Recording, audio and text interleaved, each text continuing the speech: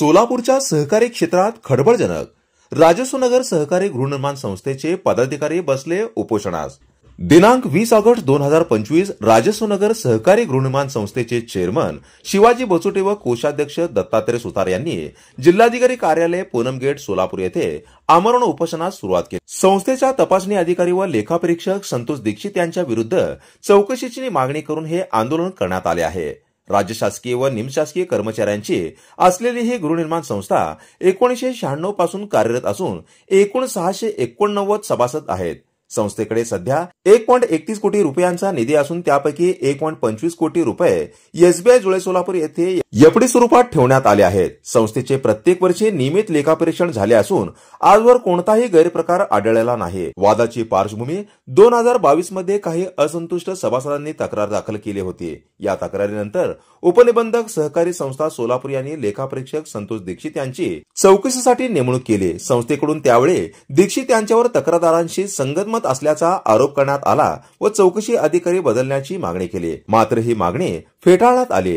जून 2025 मध्ये दीक्षित यांनी चौकशी अहवाल दाखल केला। संस्थेच्या मते सदर चौकशी अहवाल चुकीचा असून अनेक बाबतीत वस्तुस्थिती विपरीत दाखवण्यात आली आहे। उदाहरणार्थ सभासद श्री जेबी कपुरे यांनी नियमाप्रमाणे रक्कम भरून प्लॉट घेतला असतानाही त्यांना सभासद नसल्याचे दाखवून चेअरमन शिवाजी बचोटे यांच्या फौजदारी गुन्हा दाखल करण्याची शिफारस अहवालात केली आहे। तसेच श्री के.एन. सोनवणे यांचा प्लॉट अलॉट करताना झालेल्या व्यवहाराबाबत संचालक मंडळावर फसवणुकीचा ठपका ठेवण्यात आला आहे।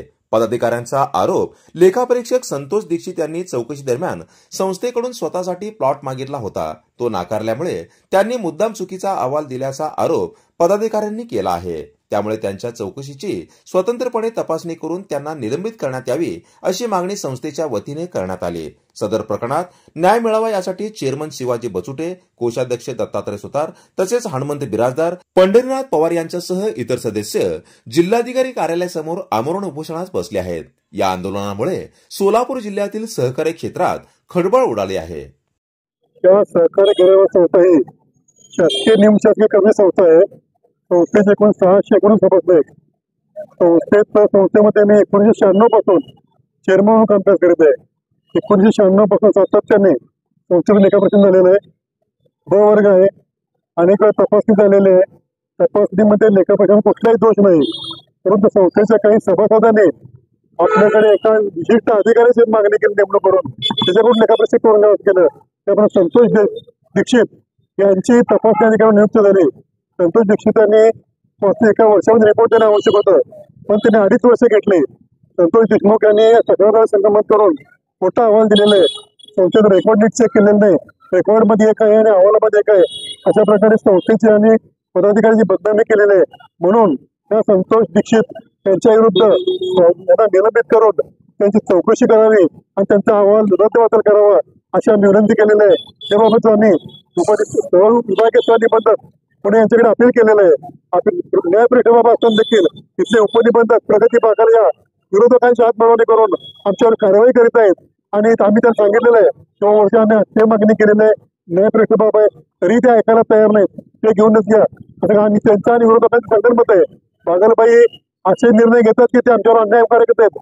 2 वर्षापासून ते आम्हाला त्रास करत आहेत। मला मागे एका प्रकरणामध्ये बागलबाईने अपात्र केलं होतं। मी परत हायकोर्टाकडून आलो तरी ते ऐकायला तयार, हायकोर्टने ऐकायला तयार नाही। परत दुसरी ऑर्डर आणली। अशा प्रकारे प्रगती बागर ह्या संस्थेच्या मध्ये विनाकारण दबाव करतायत। संस्थेमध्ये काही सभासद नसलेल्या लोकांशी हाताशी धरून त्या संस्थेला वातावरण दूषित करतायत। संतोष दीक्षित आणि प्रगती बागर यांनी अहवाल देण्यापूर्वी माझ्याकडे एक अधिकारी पाठवला होता। त्यांनी सांगितलं की मला तुम्ही संस्था सोडून बाहेर जायचं, तुम्ही संचालक पद सोडा, चेअरमन पद सोडा, तुमचा अहवाल अजून असेल। मी मानलं नाही, म्हणून त्यांनी असा बनावट अहवाल तयार केलेला आहे। त्यामध्ये फॅक्ट्स वेगळे आहेत आणि अहवाल वेगळे आहेत।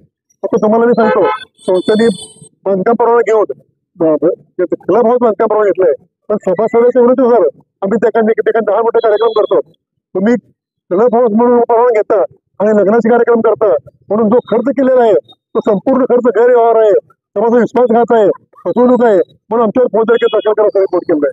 शाळेसाठी आरक्षित जागा होती, त्या ठिकाणी 5 खोल्या बांधल्या होत्या, तिथं मी रिनोव्हेशन केलं। शाळा आमच्याकडे नाहीये, म्हणून ते रिनोव्हेशन बिल्डिंगचा वापर महिला प्राणायाम योगासन करतात, मुलं अभ्यास करतात।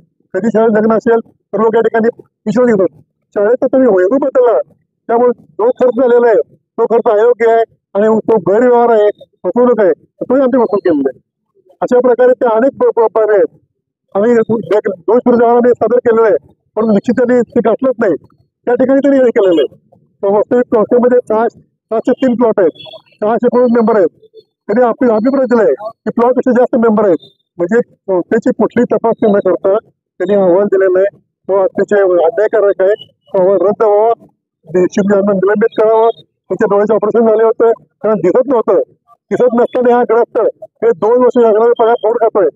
ऑफिसमध्ये कामच करत नाही, त्याला दिसतच नाही, तरी सही करून हा पगार फोड खातो. कुठलीच चौकशी करत नाही, त्याच्यावर कारवाई करा.